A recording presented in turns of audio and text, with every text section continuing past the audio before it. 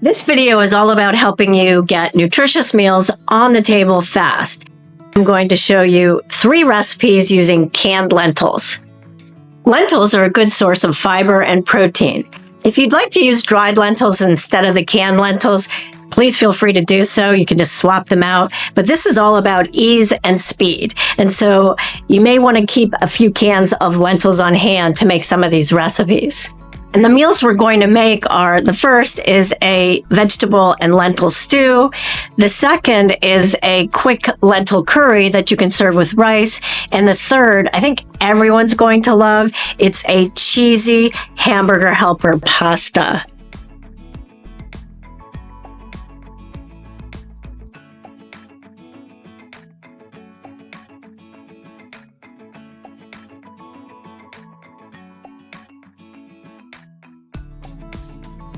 Let's start by making the lentil and vegetable stew. To do this, you'll need 3 small potatoes, about 3 carrots, 2 stalks of celery, some garlic, and a yellow onion.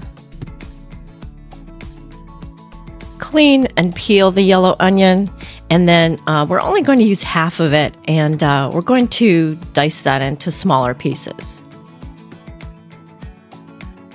To a large soup pot or Dutch oven, add about 1 tablespoon of olive oil. If you don't want to use olive oil, you can use water, but this is to saute the onions. So add the onions and saute them for about 1 to 2 minutes until they become soft and translucent. Then peel and finely dice 2 cloves of garlic.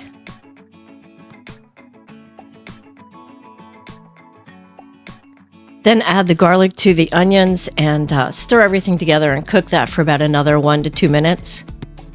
At this point, I turned off the heat so I could prepare the other ingredients, since it's so easy to burn garlic.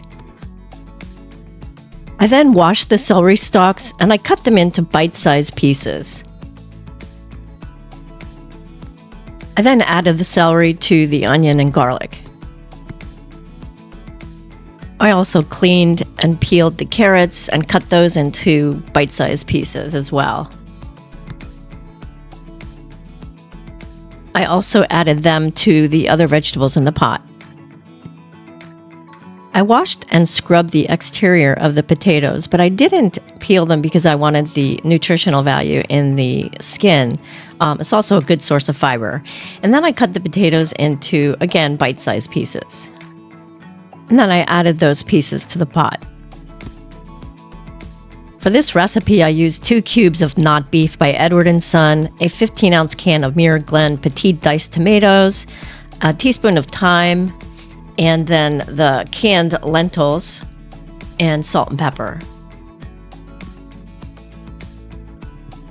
I added the diced tomatoes to the vegetables in the pot. Then I added 1 teaspoon of the dried thyme. Then about 1/2 teaspoon of salt. I added 2 of the bouillon cubes to 2 cups of boiling water, and I let those soak.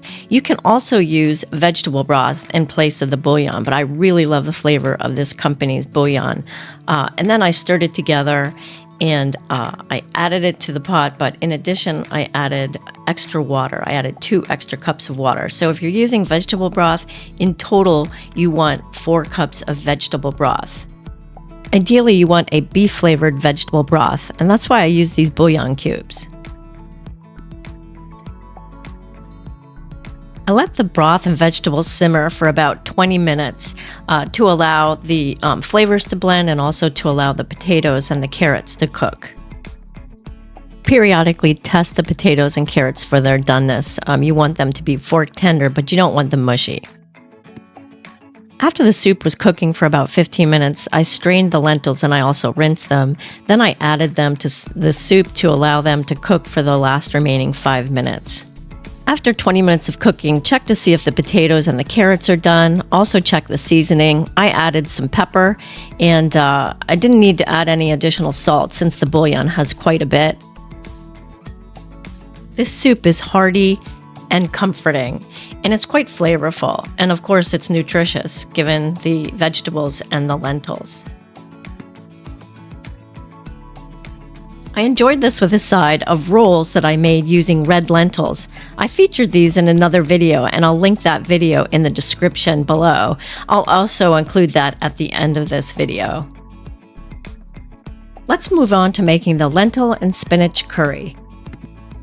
To do this, start by cleaning, peeling, and dicing 1 yellow onion.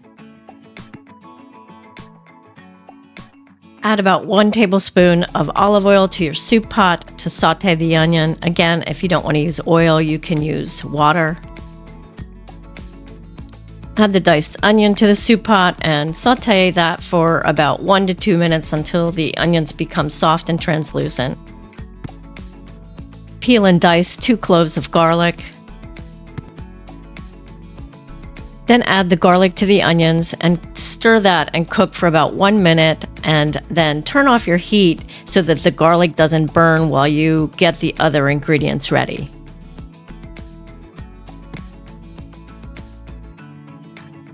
Add 1 tablespoon of curry powder, and then also add 1 teaspoon of ground cumin. Then stir everything together. And turn the heat back on to medium-low to allow the flavors to blend. Then to the pot, add 1 can of petite diced tomatoes and a can of coconut milk. You can make it full fat or low fat if you like. And then I strained and rinsed a can of lentils, and I added it to the curry mixture. I stirred everything together, and I cooked the curry mixture for about 20 minutes on medium-low heat. I then added about a half a teaspoon of salt and some cracked black pepper for seasoning. And I let that cook for about another 5 minutes. Then I added about 2 cups of cleaned baby spinach to the pot, and I stirred everything together to allow the spinach to wilt. I then added the juice of 1 lime to the pot. It just helps brighten the flavors and adds a bit of acidity. I served this lentil and spinach curry with a side of jasmine rice. This curry is full of big flavors, yet it's so simple and fast to make. And it's certainly nutritious given the lentils and the spinach and the other vegetables. Let's move on to making the cheesy hamburger helper pasta. To start this recipe, you'll want to dice 1/2 of a yellow onion. To a large pot, add 1 tablespoon of olive oil. Again, you can use water, and we're going to use this to saute the onions. Saute those for about 1 to 2 minutes until they become soft and translucent. Peel and dice 2 cloves of garlic.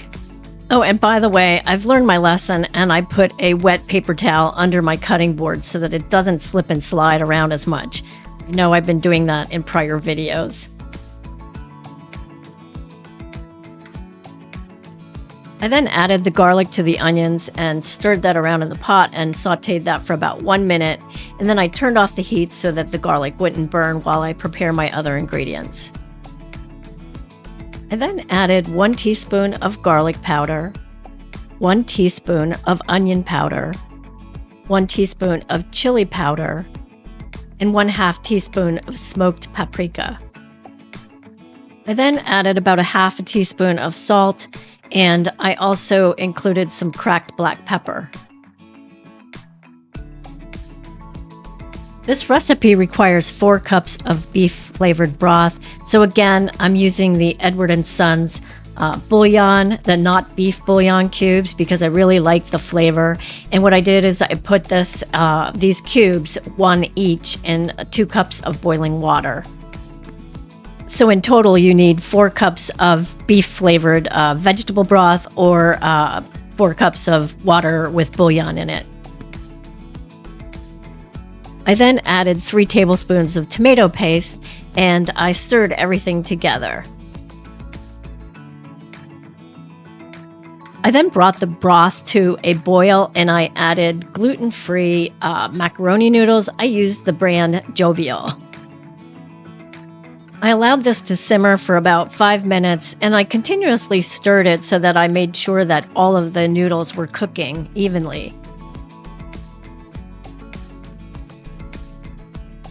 After 5 minutes of cooking, I added 1 can of drained lentils to the pasta. I then gave it a good stir and cooked for another 5 minutes to allow the pasta to come to an al dente texture. You want to check the cooking time for the pasta you're using. Mine took a total of 10 minutes, so you don't want to overcook your pasta. I then added 1 8-ounce bag of Violife's cheddar shreds. I'm going to stop the camera right now and say if you don't want to use a processed cheese, you can use one of the other plant-based cheese sauces to stir into this pasta. In fact, I'm going to make a video about various ways to make plant-based cheese sauces. If that video is of interest to you, let me know in the comments. So to make this a fast and easy recipe, I added the shredded cheese to the pasta. I mixed the cheese throughout the macaroni mixture. And to take the creaminess to the next level, I added 3 tablespoons of Violife's cream cheese.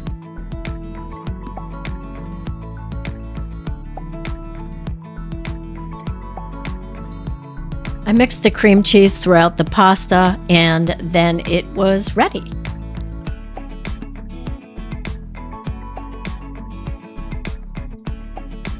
This is creamy and comforting with a slight hint of chili, nothing spicy, just full of flavor. And again, I think everyone's going to love this dish.